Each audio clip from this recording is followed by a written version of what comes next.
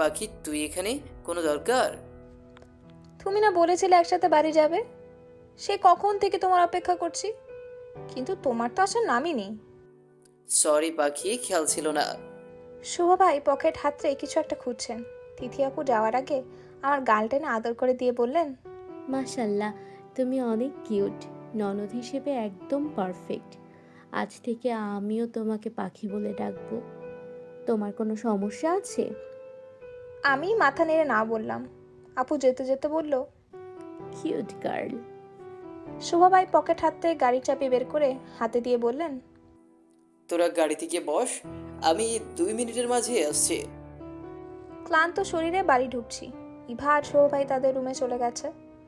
রুমে ঢুকে ব্যাগটা রেখে পেছনে ফিরতেই অবাক হয়ে গেলাম।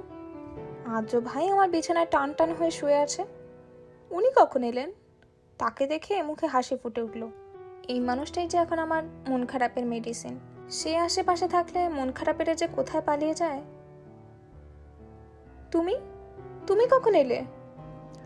রৌদ্রময়ী তো আমায় পাত্তাই দিচ্ছে না, তাই ভাবলাম আমি তার সাথে দেখা করতে চলে আসি। রৌদ্রময়ী কঠোর মনের মানুষ, আমি তো তার বেলায় কঠোর হতে পারি না। নাটক কম করো প্রিয়। আমার কথায় আদ্র ভাই ফিক করে হেসে দিলেন। উঠে এসে কাছাকাছি দাঁড়িয়ে বললেন, সত্যি কি আমি তোর প্রিয়? অপ্রিয় হওয়ার তো কোনো কারণ দেখছি না। তাহলে বলে ফেল। কি? আদ্র ভাই চোখে চোখ রেখে বললেন, ভালোবাসি। অপেক্ষায় রইলাম। আদ্র ভাই চলে গেলেন। আমি তার যাওয়ার পানে তাকিয়ে রইলাম। বাড়িতে আয়োজন চলছে। ইচিতা আপুকে দেখতে আসবে। আমি, ইভা, রোশনি আপু রুমে বসে আছি। আবু এক মনে সেজে চলেছে। মুখে লেগে আছে মিষ্টি হাসি।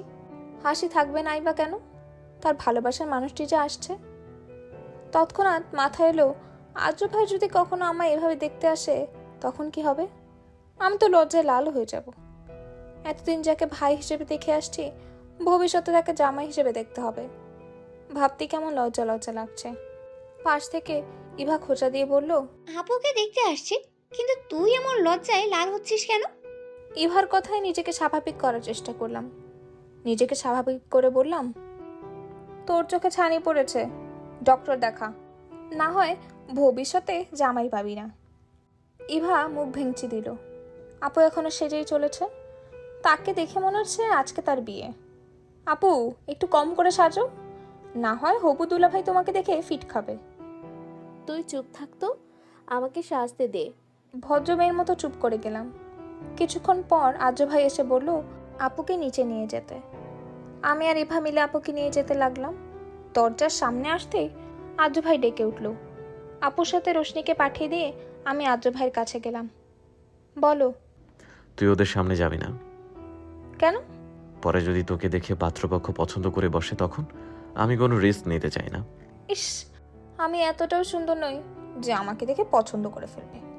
তুই যদি আমার চোখ দিয়ে নিজেকে দেখিস, তাহলে দেখবি চোখের সামনে পৃথিবীর সবচেয়ে সুন্দর রমণী, যার সৌন্দর্যের কোনো তুলনা হয় না, যার সামনে বিশ্ব সুন্দরীও কম পড়ে যাবে। আদ্র ভাইয়ের কথায় লজ্জা পেলাম। লজ্জায় মুখ নামিয়ে ফেললাম। এই লোকটার প্রেমিক সত্তা বড্ড ভয়ঙ্কর। উনি যেন সব সময় আমায় লজ্জা দেওয়ার জন্য মুখিয়ে থাকেন। আদ্র ভাই আমার থুতনি ধরে মুখটা উঁচু করে তুলে ধরলেন। তার চোখের দিকে তাকাতেই একরাশ লজ্জারা আমায় ঘিরে ধরল। চোখ নামিয়ে নিলাম। আমার রৌদ্রময়ী লাজুকতা হলো কবে থেকে? সে কি জানে তার লজ্জারাঙা মুখশ্রী আমায় তার প্রেমে পড়তে বাধ্য করে? তার প্রেমে আমি এতটা বাজেভাবে পড়ছি যে এখন কোনো কুল কিনারাই খুঁজে পাচ্ছি না। রৌদ্রময়ীকে আমার এই অতল গভীর সমুদ্র থেকে টেনে তুলবে? আমার সময় নেই। এতটা নির্দয় হোস না, আমি যে মাঝ সমুদ্রে ভেসে যাব। ভেসে গেলে জাল দিয়ে টেনে তুলব। নিচে শুভ ভাই আদ্র ভাইকে ডাকছে।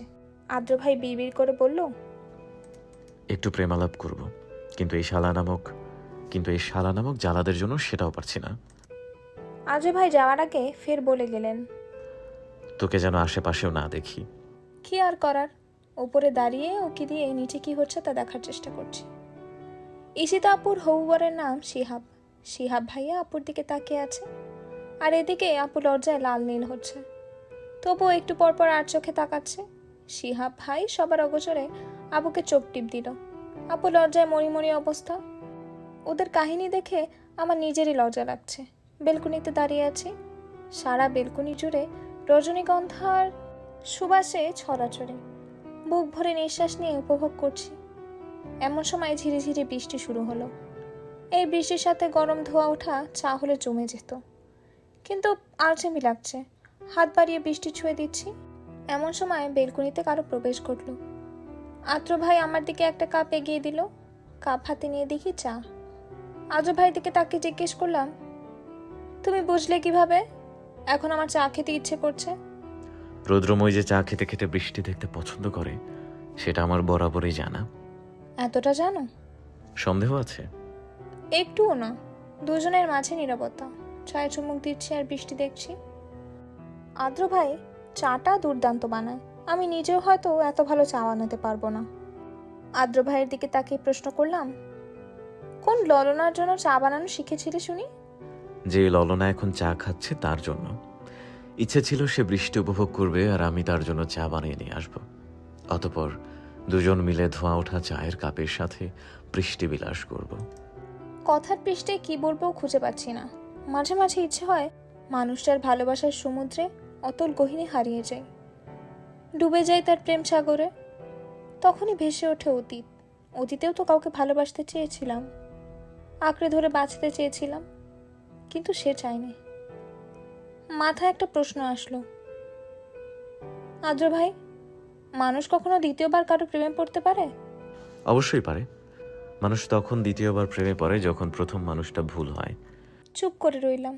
আদ্র ভাই ফের বললেন, এই যে আমায় দেখ, আমি প্রতিনিয়ত নতুন করে তোর প্রেমে পড়ছি, নতুনভাবে ভালোবাসতে শিখছি। তুই আমার সঠিক মানুষ, তাই আমি বারবার তোর প্রেমেই পড়ি। এই মানুষটা বরাবরই আমায় অবাক করে, তাকে ভালোবাসতে বাধ্য করে।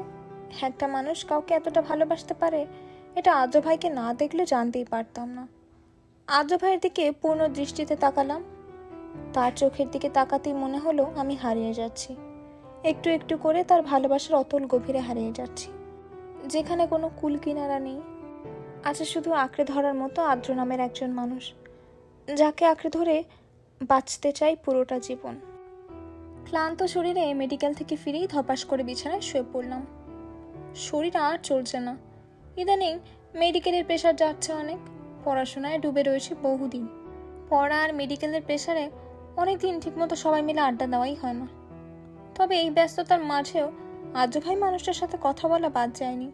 ফোন দিলেই বলতাম, পড়ছি, এখন কথা বলতে পারবো না। উনি বলতেন, ভিডিও কল দিচ্ছি, রিসিভ কর। বললাম তো কথা বলতে পারবো না, অনেক পড়া জমে আছে। তোকে কথা বলতে কে বলছে? আমি বলবো, তুই শুনে যা। তাতেও যদি সমস্যা হয় তাহলে আমি কোনো কথা বলবো না, শুধু দেখে যাব। ঘন্টার পর ঘন্টা এভাবেই কলে আমাদের সময় কেটে যেত। আদ্র ভাই কোলে ল্যাপটপ নিয়ে কাজ করতো আর মাঝে মাঝে একদৃষ্টিতে তাকিয়ে থাকতো। জিজ্ঞেস করলে তার একটাই উত্তর, রৌদ্রময়ীকে দেখার আকাশ সমতৃষ্ণা আমার এই জীবনে মিটবে না। লজ্জায় গালগুলো লাল হয়ে যেত। এই মানুষটা আমার বড্ড লজ্জা দেয়। এমনও দিন গেছে ওনার সাথে কথা বলতে বলতে টেবিলেই ঘুমিয়ে পড়েছি। আদ্র ভাই আস্তে করে ডেকে বলতো, বিছানায় যেয়ে ঘুমা, এত প্রেশার নিতে হবে না। আমি ঘুমিয়ে যেতাম, তিনি পাহারা দিতেন। এমন অনেক সকাল গেছে যেগুলো আমার তাকে দিয়েই শুরু হয়েছে। আদ্র ভাইয়ের মতো মানুষটাকে না ভালোবেসে থাকা যায়? মনে মনে ঠিক করে নিয়েছি খুব শীঘ্রই তাকে মনের কথা জানাবো। অনেক তো তাকে অপেক্ষায় রাখলাম, এবার তার অপেক্ষার অবসান ঘটবে। একটা মানুষ আমাকে 12 বছর যাবৎ ভালোবাসে, কিন্তু আমি সেটা জানতামও না। মনে পড়ে গেল সেদিনের কথা। সেবার আদ্র ভাইয়ের বাড়িতে গিয়েছিলাম। বিকেলে আদ্র ভাইয়ের ফ্রেন্ডরা এলো, সবাই মিলে গল্প করছে। আমি রান্নাঘরে ফুপিকে সাহায্য করছি। এমন সময় আদ্র ভাইয়ের ফ্রেন্ড মিহি আপু এসে আমায় টেনে নিয়ে তাদের আড্ডায় বসালো। বড় ভাই আপুদের মাঝে বসে কেমন অস্বস্তি হচ্ছে, মিহি আপু সেটা বুঝতে পেরে বলল, লজ্জা পেও না, আমরা তোমার বড় ভাই বোনের মতো, মন খুলে কথা বলো। আমি আর মিহি আপু গল্প করছি। এমন সময় পাশ থেকে আদ্র ভাইয়ের এক ফ্রেন্ড বলে উঠল। আদ্র ভাই চোখ রাঙালেন তাকে। চোখ রাঙানো দেখে ভাইয়াটার অবস্থা করুন। তিনি আর কোনো কথা বলেননি। খাওয়া দাওয়া শেষে সবাই আড্ডা দিতে ছাদে চলল। তাদের সাথে আমাকেও নিল। ছাদে এসে সবাই বায়না করলো আদ্র ভাইয়ের গান শুনবে। আদ্র ভাই বলল, অনেকদিন প্র্যাকটিস করা হয় না, সুর তাল সব ভুলে গেছি। সবাই মিলে আদ্র ভাইকে জোর করছে। কিন্তু উনি নাকচ করছে। শেষে মিহি আপু বলল, রোদ, তুমি আদ্রকে বলো, দেখো না, দেখবে তোমার কথা ফেলতে পারবে না। আমি বলবো? উনি আমার কথা শুনবে? আরে তুমি বলি দেখো না। মিহি আপুর কথা মতো আদ্র ভাইয়ের দিকে তাকিয়ে বললাম, আদ্র ভাই, সবাই যেহেতু এত করে বলছে, একটা গান শোনাও না। আমার দিকে তাকিয়ে আদ্র ভাই মানা করলেন না। তার এক বন্ধুর দিকে তাকিয়ে বলল, যা রুম থেকে গিটার নিয়ে আয়। গিটার আনলে আদ্র ভাই প্রথমে টিউন তোলার চেষ্টা করলেন। অনেকদিন ধরে এগুলো ধরা হয় না। আদ্র ভাই আমার দিকে তাকিয়ে গান ধরলেন।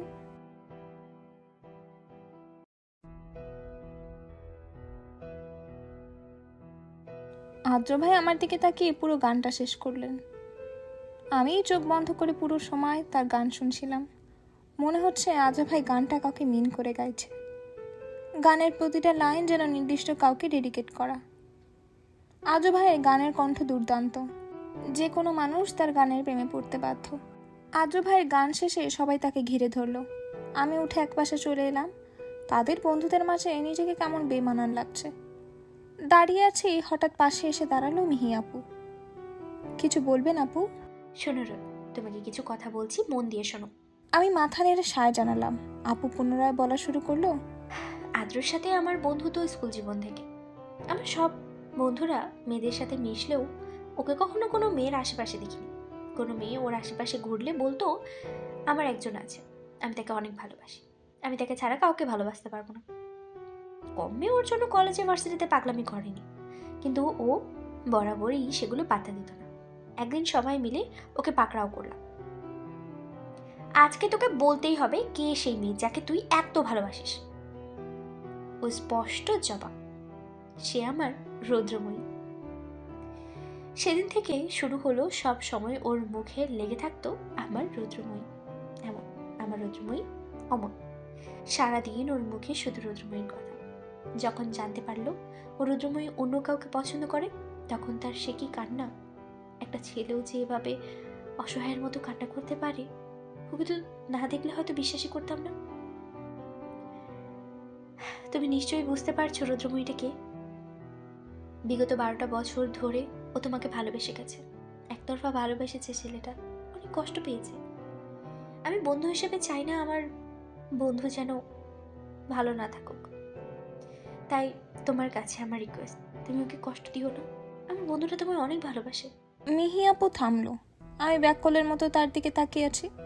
12টা বছর ধরে মানুষটা আমায় ভালোবাসে, আর আমি তাকে বুঝতেই পারলাম না। মিহি আপুর সামনে কিছু বললাম না। দূর থেকে আজু ভাইয়ের দিকে তাকিয়ে আছি। মানুষটার মুখে লেগে আছে স্নিগ্ধ হাসি। কি সুন্দর সবার সাথে হেসে হেসে কথা বলছে। এই হাসির প্রেমে যে কত রমণী পড়েছে তার হিসেব নেই। কিন্তু এই মানুষটা শুধু আমার প্রেমেই পড়েছে। নিজেকে অনেক ভাগ্যবতী বলে মনে হচ্ছে। ক্লান্ত শরীরে কখন যে ঘুমিয়ে পড়েছি খেয়াল নেই। ঘুম ভাঙলো ফোনের শব্দে। পাশে রাখা ফোন অনবরত বেজেই চলেছে।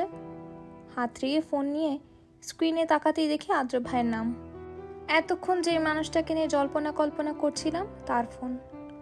ফোন রিসিভ করে কানে ধরে চোখ বুজে রইলাম। নীরবে কেটে গেল কিছু মুহূর্ত। প্রথমে আদ্র ভাই কথা শুরু করলেন। ঘুমোচ্ছিস? ঘুম ঘুম কণ্ঠে জবাব দিলাম, হুম। সামনে যে তার বিয়ের সেই খেয়াল আছে? প্রতিবার তো ফাংশনের আগে ড্রেসের জন্য পাগল হয়ে যেতি। আজকে সবাই শপিংয়ে এলো, তুই এলি না কেন? ভালো লাগছে না। মেডিকেল থেকে এসে অনেক ক্লান্ত লাগছিল, তাই ঘুমিয়ে পড়েছি। দুপুরে খেয়েছিস? না। এখন সন্ধ্যা হয়ে গেছে, উঠে ফ্রেশ হয়ে খেয়ে নে, না হয় শরীর খারাপ করবে। আর শপিংয়ের কি করবি? তোমার পছন্দ মতো ড্রেস নিয়ে এসো। আমি আনলে তোর পছন্দ হবে? অবশ্যই হবে। এত বিশ্বাস? অনেক। ঠিক আছে, তুই উঠে ফ্রেশ হয়ে খাবার খা, তোর শপিং তোর কাছে পৌঁছে যাবে। আদ্র ভাই ফোন কেটে দিল। উঠে ফ্রেশ হতে চলে গেলাম। রাতের খাবার খেয়ে এসে পড়েছি। আজকের পড়াগুলো কমপ্লিট হয়নি, তাই খুব মনোযোগ দিয়ে পড়ছি। এমন সময় পাশে রাখা ফোনটা বিকট শব্দে বেজে উঠল। পড়ায় বেঘাত ঘটায় কপাল কুঁচকে এলো। ফোন রিসিভ করে কানে নিতেই আদ্র ভাইয়ের কণ্ঠ, তাড়াতাড়ি নিচে নাম। এত রাতে নিচে নেমে কি করব? পড়ছি, ডিস্টার্ব করো না তো। তুই নামবি নাকি আমি আসবো? অবাক হয়ে জিজ্ঞেস করলাম, তুমি নিচে আছো? হ্যাঁ ম্যাডাম, দয়া করে নিচে এলে এই অধম বান্দা উপকৃত হতো। আসছি বলে বিছানায় রাখা ওড়না সুন্দর করে গায়ে জড়িয়ে দৌড় দিলাম। গেট খুলে বাইরে এসে দেখি আজু ভাই গাড়ির সাথে হেলান দিয়ে দাঁড়িয়ে আছে। সাদা শার্ট, কালো প্যান্ট, শার্টের হাতা কোনোই পর্যন্ত গোটানো, শার্টের উপরে দুটো বোতাম খোলা, উস্কো খুস্কো চুল, এলোমেলো শার্ট, সব মিলিয়ে তাকে অন্যরকম লাগছে। এই অন্যরকমের মাঝে এক আলাদা সৌন্দর্য আছে। এগিয়ে গেলাম আদ্র ভাইয়ের কাছে। আদ্র ভাই তাকিয়ে আছে আমার দিকে। আদ্র ভাইয়ের কাছে যেতেই কয়েকটা শপিং ব্যাগ ধরিয়ে দিল। এগুলোর মাঝে তোর শপিং আছে, দেখে বলিস পছন্দ হয়েছে কিনা। তুমি এত রাতে কষ্ট করে কেন এলে? পরে দিয়ে দিলেই তো হতো। রৌদ্রময়ীকে এক ঝলক দেখার লোভ যে আমার বড্ড, তাই তাকে দেখার সুযোগ হাতছাড়া করতে চাইনি। হাতে খেয়েছো? না, বাসায় যেয়ে খাবো। আদ্র ভাইয়ের হাত ধরে বললাম, বাসা চলো, খেয়ে তারপর যাবে। আদ্র ভাই তার দুই হাত আমার গালে রাখলো, চোখে চোখ রেখে বলল, যেদিন রুদ্রময়ী ভালোবেসে পরম যত্নে আমার জন্য রান্না করবে সেদিন খাবো। এখন দেরি হয়ে যাচ্ছে, বাসায় আম্মু অপেক্ষা করছে। মন খারাপ করে বললাম, ঠিক আছে যাও, সাবধানে যেও। আদ্র ভাই চলে গেলেন। রুমে এসে একে একে ব্যাগগুলো থেকে জিনিসপত্র বের করছি। সবগুলো জিনিসই সুন্দর, আদ্র ভাইয়ের পছন্দ আছে বলতে হবে। ব্যাগগুলো কাবার্ডে তুলে রেখে পড়ায় মন দিলাম। পড়ার মাঝে আদ্র ভাইয়ের কল, তাকে কলে রেখে পড়া শেষ করলাম। পড়া শেষে তাকে বিদায় দিয়ে কল কেটে ঘুমানোর প্রস্তুতি নিচ্ছি। এমন সময় মেসেজ টোন বেজে উঠল। ফোন হাতে নিয়ে চেক করতেই স্ক্রিনের সামনে ভেসে উঠল অচেনা নাম্বার থেকে একটা বার্তা, আমি ফিরে আসছি, খুব শীঘ্রই ফিরে আসছি। রৌদ্রোজ্জ্বল দিনে আকাশে স্বল্প মেঘের আনাগোনা, বইছে হিমেল হাওয়া। বাগানে ডেকোরেশনের কাজ চলছে। একটু পরেই ঈশিতাপুর গায়ে হলুদের অনুষ্ঠান হবে। বেলকনিতে দাঁড়িয়ে হাতে কফি নিয়ে একটু পরপর কফিতে চুমুক বসাচ্ছি আর ডেকোরেশনের কাজ দেখছি। একটু পরেই সেখানে আগমন ঘটল আদ্র ভাইয়ের। বেচারা ঘেমে নেই একাকার অবস্থা। বিয়ের সকল দায়িত্ব ভাইয়েদের উপর। আদ্র ভাইয়ের গায়ে কালো টি শার্ট, কালো প্যান্ট, হাতে কালো রঙের ঘড়ি। ঘামে টি শার্ট ভিজে গায়ের সাথে লেগে রয়েছে, কপালে বিন্দু বিন্দু ঘামের অস্তিত্ব। চুলগুলো এলোমেলো, মানুষটাকে দেখে বড্ড মায়া লাগছে। ইচ্ছে করছে সযত্নে তার এলোমেলো চুলগুলো গুছিয়ে দেই। কফি শেষ করে ঝটপট নিচে নেমে এলাম। ফ্রিজ থেকে ঠান্ডা পানি আর লেবু বের করলাম। বড় আম্মু দেখে জিজ্ঞেস করলো, এগুলো দিয়ে কি করবি? শরবত বানাবো। কাদের জন্য? ভাইয়াদের জন্য, বেচারাগুলো রোদে ঘেমে নেই একাকার অবস্থা করে ফেলেছে। ভালোই করেছিস। আর আদ্রকে ডেকে বলিস খাবার খেয়ে যেতে। ছেলেটা সেই সকাল থেকে কাজ করছে, কাজের ধান্দায় খাওয়া হয়নি। মেজাজ খারাপ হয়ে গেল। এই লোকটা সবসময় আমাকে খাবার নিয়ে জ্ঞান দেয়, অথচ তার নিজেরই খাওয়ার খবর নেই। তাড়াতাড়ি করে শরবত বানিয়ে ট্রেতে করে নিয়ে হাঁটা দিলাম। শুভ ভাই, রুদ্র ভাই, রওশনকে দিয়ে আদ্র ভাইকে খুঁজছি। তিনি বাগানের এক কোণায় দাঁড়িয়ে কারোর সাথে কথা বলছেন। আমি তার পেছনে যেয়ে দাঁড়ালাম। আদ্র ভাই আমাকে দেখে অপর পাশের ব্যক্তিকে বলল, এখন রাখছি, পরে কথা বলবো। ফোন পকেটে পুরে আমার দিকে ফিরল। ভ্রু কুচকে তাকে জিজ্ঞেস করলো, তুই এখানে কি করছিস এই রোদের মাঝে? বাড়ির ভেতরে যা। তোমার জন্য শরবত এনেছি। মনে হচ্ছে আমার প্রতি ভালোবাসা উতলে পড়ছে। আমাকে তোমার কি মনে হয়? আমি অনেক দয়ালু মেয়ে। ভাবলাম বেচারা আদ্র ভাই এত কষ্ট করছে, তার জন্য একটু শরবত বানিয়ে নিয়ে যাই। এখন দেখছি ভালো মানুষের দামই নেই। আদ্র ভাই শরবতের গ্লাস নিয়ে ঢকঢক করে খেয়ে শেষ করে রেখে দিলেন। এখন বাড়ির ভেতরে যা। আমি সেখানেই দাঁড়িয়ে রইলাম, নড়চড় করলাম না। আদ্র ভাই আমাকে দাঁড়িয়ে থাকতে দেখে জিজ্ঞাসা করলেন, কি হলো, যাচ্ছিস না কেন? আমার সাথে তুমিও চলো। কোন আনন্দে? যেতে বলছি, যাবে। বায়না করে না রোদ, এখানে অনেক কাজ। একটু পরেই হলুদের অনুষ্ঠান শুরু হবে, এখন যাওয়া যাবে না। কোমরে হাত রেখে বললাম, সকাল থেকে যে কিছু খাওনি সে খেয়াল আছে? না খেয়ে অসুস্থ হলে তখন কি হবে? আদ্র ভাই চোখের দিকে তাকিয়ে বলল, সেবা করার জন্যই তো তুই আছিস। আমি তার কথা শুনলাম না। খপ করে তার হাত ধরে বাড়ির দিকে হাঁটা দিলাম। আদ্র ভাইও কোনো কথা বললেন না, ভদ্র ছেলের মতো আমার পিছু পিছু এলেন। তাকে টেবিলে বসিয়ে দিয়ে আম্মুকে ডাকা শুরু করলাম। মামিকে রাখছিস কেন? তোমাকে খাবার দেওয়ার জন্য। তুই দিলে দে, না হয় আমি গেলাম। অগত্যা নিজেই তাকে খাবার বেড়ে দিলাম। উঠে যাব এমন সময় তার কণ্ঠ। আমার যতক্ষণ খাবার না শেষ হয় ততক্ষণ এখানে বসে থাকবে। কি আর করার, বসে রইলাম আদ্র ভাইয়ের পাশে। ঈশিতা আপুকে মেকআপ আর্টিস্ট সাজাচ্ছে। ইভা আর রোশনি আয়নার সামনে ধাক্কাধাক্কি করছে।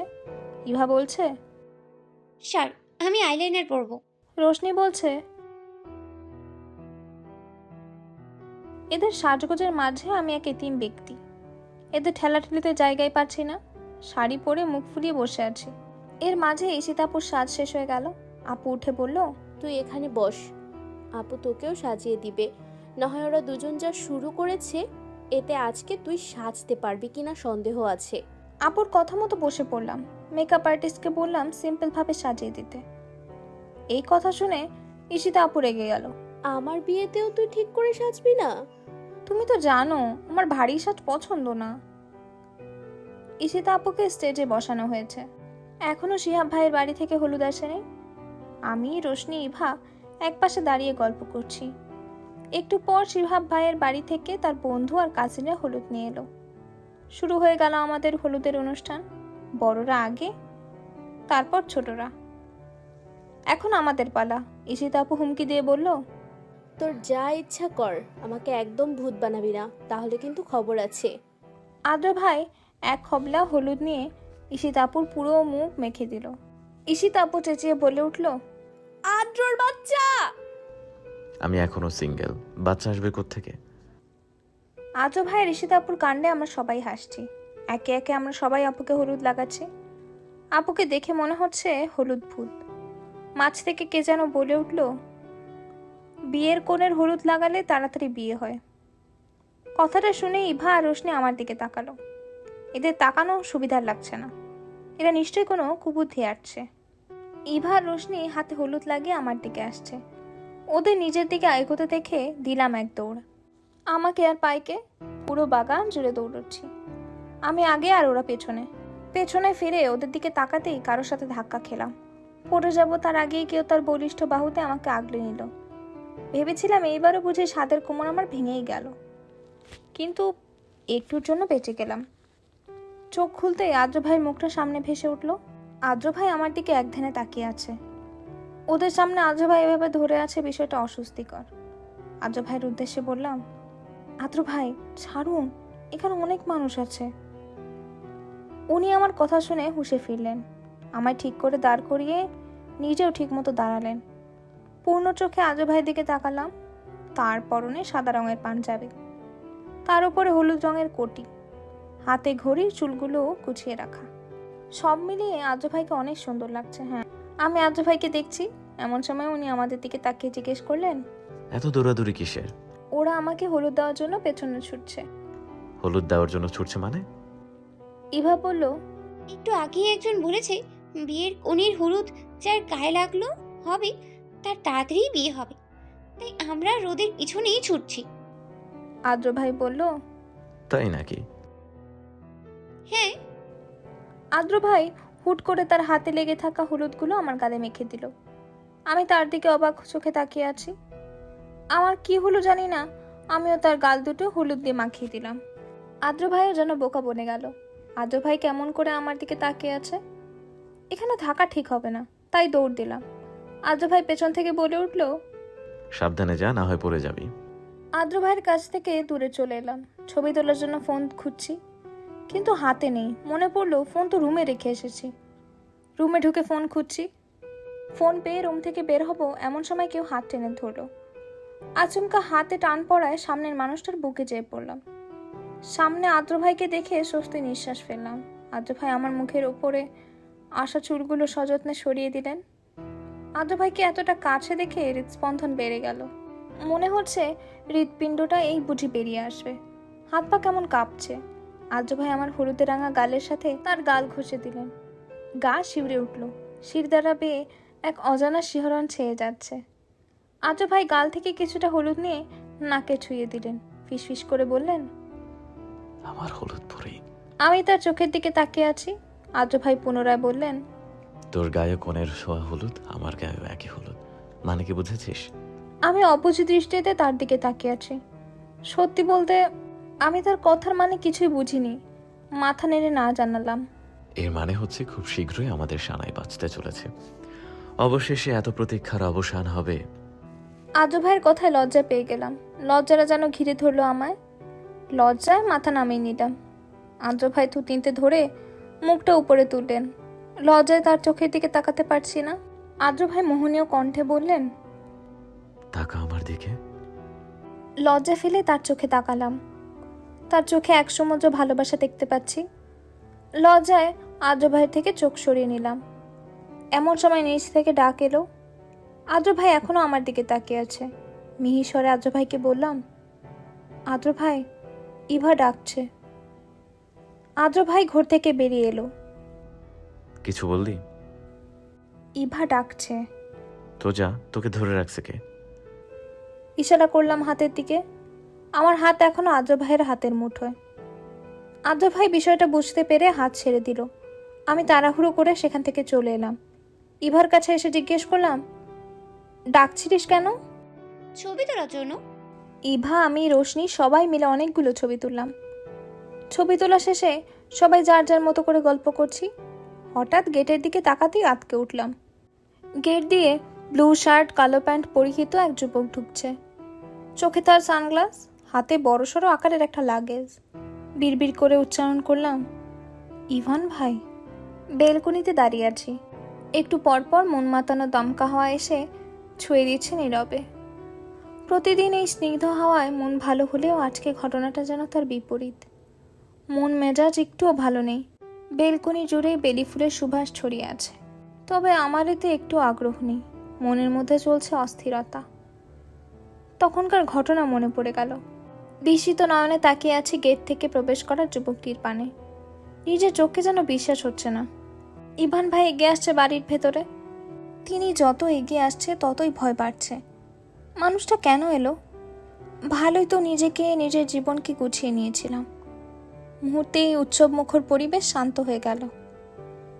বিগত 4 বছর পর ছেলেকে দেখে বড় আম্মু তাকে জড়িয়ে নিলেন। ইভান ভাই যতই খারাপ হোক, ছেলে তো, তাই মান অভিমান ভুলে গেলেন।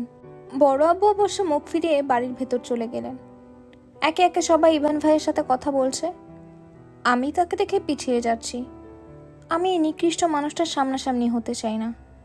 পেছাতে পেছাতে একসময় কারো বলিষ্ঠ বুকের সাথে পিঠে ধাক্কা লাগলো। মানুষটা আমায় আগলে নিলেন। এই সময় পিছু ঘুরে দেখার প্রয়োজন মনে হলো না। মনে হচ্ছে আমি কোনো এক ঘোরের মধ্যে আছি। পেছনে থাকা মানুষটা আমায় তার দিকে ঘুরিয়ে নিলেন। গালে হাত রেখে ব্যাকুল কণ্ঠে জিজ্ঞেস করলেন, কি হয়েছে? এরকম উদ্ভ্রান্তের মতো পেছনে যাচ্ছিলি কেন? পড়ে গেলে কি হতো সে খেয়াল আছে? আমি আদ্র ভাইয়ের প্রশ্নের জবাব দেওয়ার মতো অবস্থায় নেই। আদ্র ভাইয়ের মুখের দিকে তাকিয়ে আছি। আদ্র ভাই পুনরায় জিজ্ঞেস করলেন, কি হয়েছে রোদ? কথা বলছিস না কেন? আমি আদ্র ভাইকে ইশারা করলাম। আদ্র ভাই সেদিকে তাকিয়ে ইভান ভাইকে দেখে আমাকে তার সাথে আগলে নিলেন। আমার মাথা তার বুকে চেপে ধরলেন। মাথায় হাত বুলিয়ে দিতে দিতে বললেন, আমার রৌদ্রময়ী তো এতটা ভীত না। সে তো অনেক স্ট্রং একটা মেয়ে। তাহলে তুই ভেঙে পড়ছিস কেন? অতীত মনে করতে নেই। অতীতে যা হয়েছে তা হয়েছে, কিন্তু বর্তমানে তোর পাশে আদ্র আছে। তোর কোনো ভয় নাই। আমি তোর গায়ে একটা আঁচড়ও কাউকে দিতে দিব না। আদ্র ভাই আমাকে বোঝাচ্ছেন। ধীরে ধীরে নিজেকে সামলে নিলাম। সত্যিই তো, আমি তো আর এখন আগের রোদ নেই। এখনকার রোদ আঘাত দিলে পাল্টা আঘাত হানতে টানে। বড় বড় নিঃশ্বাস নিয়ে নিজেকে হালকা করলাম। ভেঙে পড়লে চলবে না। আদ্র ভাই আমাকে তার থেকে ছাড়িয়ে নিয়ে জিজ্ঞাসা করলেন, ঠিক আছিস? আমি মাথা নেড়ে সায় জানালাম। আদ্র ভাইয়ের কাছ থেকে চলে আসতে নিলে উনি হাত ধরে আটকে দিলেন। কোথায় যাচ্ছিস? রুমে যাচ্ছি, এখানে দম বন্ধ হয়ে আসছে। ঠিক আছে, যা। সেই যে ঘরে এসে দরজা বন্ধ করেছি আর বের হইনি। সবাই এসে অনেকবার করে ডেকে গেছে, কিন্তু আমি মাথা ব্যথার বাহানা দিয়ে তাদের পাঠিয়ে দিয়েছি। ইভা অনেকবার এসে ডেকে গেছে। ওরা সবাই মিলে মেহেদি পড়ছে। আমাকেও ডেকেছে, তবে আমি মানা করে দিয়েছি। এখন নিচে গেলে ইভান নামক মানুষটার মুখোমুখি হতে হবে। আমি চাই না তার মুখোমুখি হতে। একটু আগে রাতে খাবার খাওয়ার জন্য আম্মু ডাকতে এলে খাবো না বলে দিয়েছি। আমি কোনো মতেই নিচে নামবো না। বেলকনিতে দাঁড়িয়ে আছি। এমন সময় দরজায় কেউ কড়া নাড়ছে। রুমে এসে ভেতর থেকে জিজ্ঞেস করলাম, কে? আমি। আদ্র ভাইয়ের গলার স্বর শুনে দরজা খুলে দিলাম। এই মুহূর্তে এই মানুষটাকে আমার বড্ড প্রয়োজন, কারণ সে আমার মন খারাপের মেডিসিন। তাকে ছাড়া ইদানিং কিছুই ভালো লাগে না। আদ্র ভাইয়ের হাতে ট্রেতে খাবার দেখে অবাক হলাম। আদ্র ভাই খাবারটা টেবিলে রেখে সোফায় বসলেন। আমি তার দিকে তাকিয়ে ভ্রুকুচকে জিজ্ঞেস করলাম, খাবার কার জন্য? আমার সামনে যে দাঁড়িয়ে আছে তার জন্য। আমি খাবো না, এগুলো নিয়ে যাও। মায়ের খাওয়ার আগে পাশে এসে বস। কি আর করার, ভদ্রমেয়ের মতো তার পাশে গিয়ে বসলাম। আদ্র ভাই প্লেট হাতে নিয়ে খাবার মাখানো শুরু করলেন। আমাকে দাও, আমি খেয়ে নিচ্ছি। কথা না বলে মুখ খোল। আদ্র ভাই খুব যত্ন করে খাইয়ে দিচ্ছেন। আমি তার দিকে তাকিয়ে আছি। মানুষ এতটা যত্ন করে কাউকে ভালোবাসতে পারে? অবশ্যই পারে। আদ্র ভাই তার বড় প্রমাণ। আদ্র ভাই খাওয়ানো শেষ করে যত্নের সহিত মুখ মুছিয়ে দিলেন। হাত ধুয়ে পাশে বসলেন। হাত দে। হাত দিয়ে তুমি কি করবে? তোর ভবিষ্যৎবাণী করব। কথা না বলে হাত দে। হাত বাড়িয়ে দিলাম তার দিকে।